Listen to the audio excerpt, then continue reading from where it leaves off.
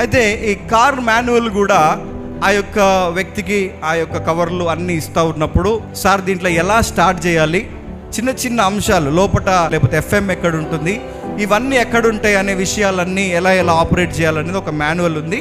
దాన్ని చదివి మీరు ఆన్ చేసుకోవచ్చు అని అంటే, ఎప్పుడో తన స్నేహితుడు డ్రైవింగ్ చేస్తూ ఉంటే చూశాడు, నేను ఈజీగా తోలగలను అనుకున్నాడు. అప్పుడు ఈ పక్కనున్న వ్యక్తి అడుగుతున్నాడు, సార్ మీరు నిజంగా ఈ బండిలో ఎలాంటి ఫ్యూచర్స్ ఉన్నాయి ఏంటనేది మీరు చదవలేదంటే, నాకు చదవాల్సిన అవసరం లేదు, నేను చాలా జ్ఞానవంతుని, నాకు అలా వచ్చేస్తే అన్నీ తెలుసుకోవచ్చు నేనని చెప్పని అన్నాడు.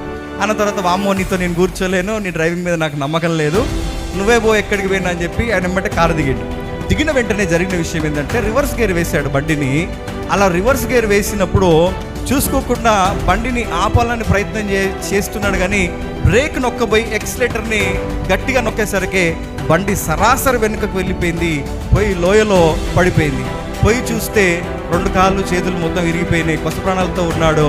అప్పుడు అంటున్నాడు, నేను యూజర్ మాన్యువల్ని చదివితే బాగుండేది. కొంతమంది రాంగ్ రూట్లో వెళ్ళొద్దని తెలియదు, కొంతమందికి రెడ్ లైట్ పడితే ఆగాలని తెలియదు, కొంతమందికి. ప్రమాదాలు ఎలా జరుగుతాయి అంటే అవగాహన కొన్నిసార్లు లేకపోవడం ద్వారా జరుగుతూ ఉంటాయి.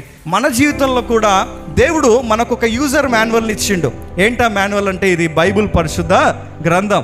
దీన్ని మనం చదివితేనే మన జీవితంలో మనం ఎలా నడుచుకోవాలి, మన జీవితంలో ఎలాంటి మేళ్ళు ఉన్నాయి, మన జీవితం ఎంతమందికి ఉపయోగకరంగా మార్చబడవచ్చు, మన జీవితం ద్వారా ఎవరెవరిని ప్రభావితం చేయొచ్చు, మన జీవితం అనేక మందికి సాదృశ్యంగా ఎలా మార్చబడుతుంది అనే విషయాలు మనకు తెలుస్తాయి.